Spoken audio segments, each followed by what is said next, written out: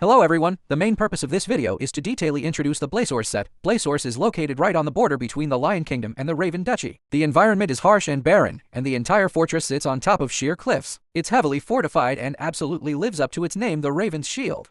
This build is inspired by LEGO Set 6074, so from the very beginning I already had a clear vision: symmetrical round towers, a grand entrance, that iconic drawbridge, and a small structure sitting at the very top. You can definitely see the DNA of 6074 throughout the whole model. To make things more interesting, I added water and terrain, along with a secondary water gate and a more defensive inner keep. All of this really helps make the build feel more complete and dynamic. And honestly, since I decided early on to follow the 6070 for structure, I was kind of glad I didn't have to deal with corner builds this time. Finally got to take it a little easier there. But because of that, I put a lot more effort into the pathways, the environment, and especially the playability to really make this stand out. The model opens up from the middle, and the interior is fully detailed. Every single area is accessible by minifigures, bro. You already know, bro, I only design fully walkable builds.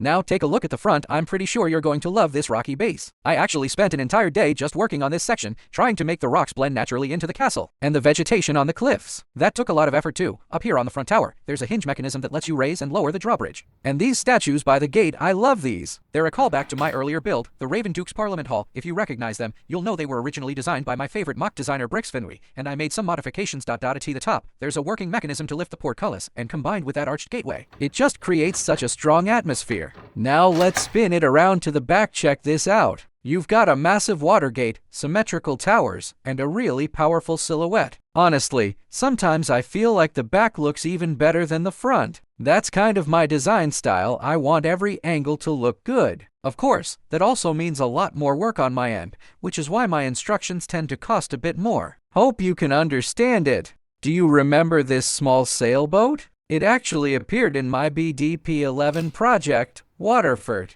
This is a communication boat from Blasource, and the scale fits perfectly with this harbor. The story I showed before was about sending a letter from Blasource to the Lord of Waterford. Next up is this little soul raft, which you might recognize from my Gava's Stronghold set. It transports fish and vegetables from Gava's Stronghold to Blasource in exchange for gold. The size is perfect for navigating these underground caves.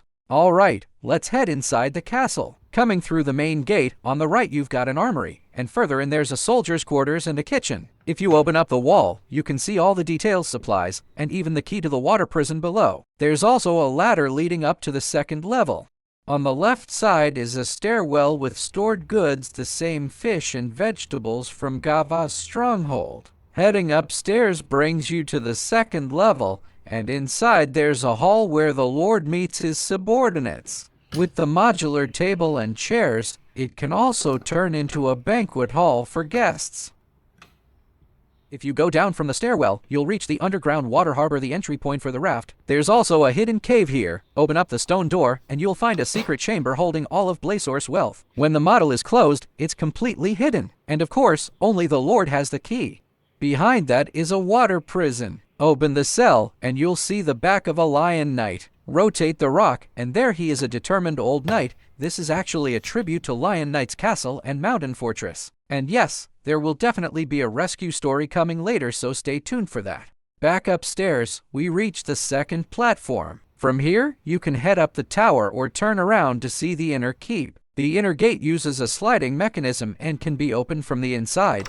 You can also remove sections of the wall and tower to reveal more details: stored supplies, guard areas, and soldiers watching over the water. There's even a small training range here, and right below it is the soldiers' resting area we saw earlier. Now at the very top level, you've got the Lord's throne. Across from it are weapons prepared for defense. Under the stairs, there's a door leading to the Lord's bedroom. Inside, you can spot the letter to Waterford, along with a fully detailed setup bed, helmet, sword, the golden key to the treasure chamber, and the raven emblem on the wall. Back outside, a ladder next to the throne takes you even higher. The modular tower can be removed, and the small house provides space for soldiers to rest. Along the wall, you'll find the control platform for the portcullis, and finally, at the very top of the tower you get an incredible view. This is the highest point of Blasource, and that's the entire build. Now let's quickly take a look at the minifigures. There are 12 in total, including leaders, fighters, and regular soldiers.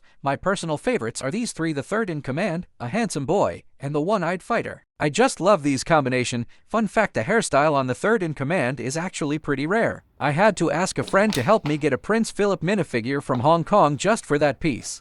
This is my first castle build with over 4,000 pieces, and honestly, it was a huge challenge. Just collecting all the Raven Knights alone was tough, and because of the size, I even had to buy a new computer just to make the instructions. But in the end, I'm really happy with how it turned out. Most of the problems I ran into were solved, and while it's not perfect, I think it strikes a great balance between looks, stability, and playability. I really hope you guys like it and enjoy building it. Alright, that's going to be it for this video. Thanks so much for watching, and as always, thank you for your support.